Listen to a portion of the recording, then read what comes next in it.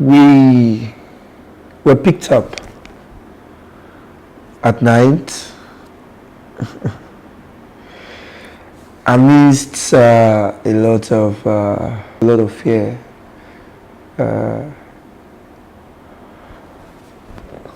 They picked us up that night. The crowd was massive, paid though by I think the SA to the deputy governor, as I've come to realize. And he picked us up that night and he was furious that of all states we chose Kogi to come and protest. He spoke as if we were not Nigerians. Or as if Nigeria was a different country from Kogi that night, pointing a gun at us and said he could kill us and nothing will happen. You can imagine the fear. So when you talk of trauma, it started that day. I talked at length in front of a camera. I'm not sure they brought out that video because they are scared of its content. I talked at length in front of a camera being pointed at me by, I think, the OC SARS.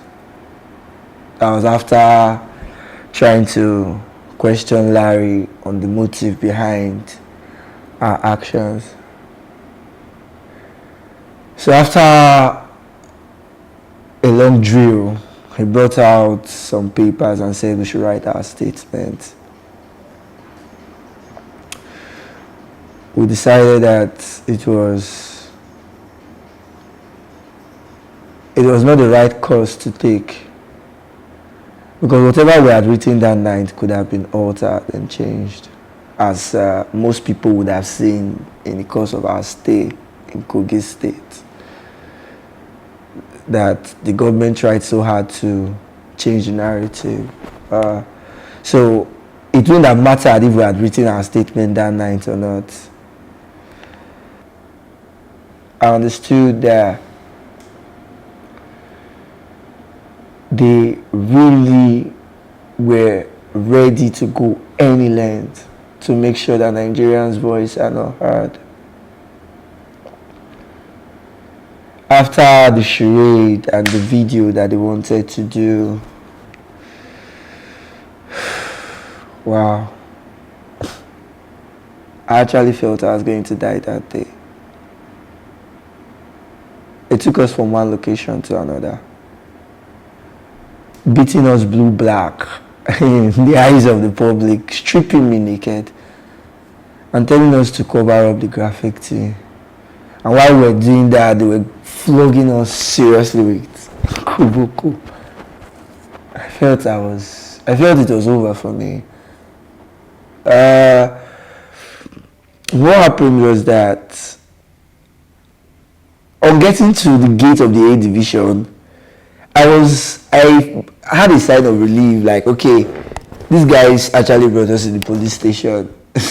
After all, they say police is your friend, so we were safe, so I thought. Until two SARS operatives, knowing what they are capable of, pointed gun at us to write our statement. Oh boy, come on.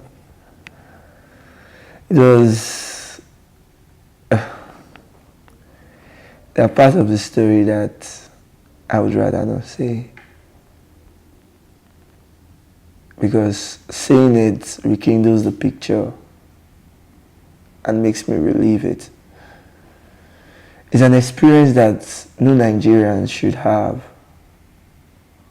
We should all be free to live in a country we trust, we have faith in. No Nigerian should be allowed to face what we faced for standing up to their right, whatever that right is. Remember, where one person's right stops, oh God. That's where you start. So every Nigerian should be free to express themselves. Every Nigerian should be free. Every Nigerian should have the freedom of expression at the very least. Come on.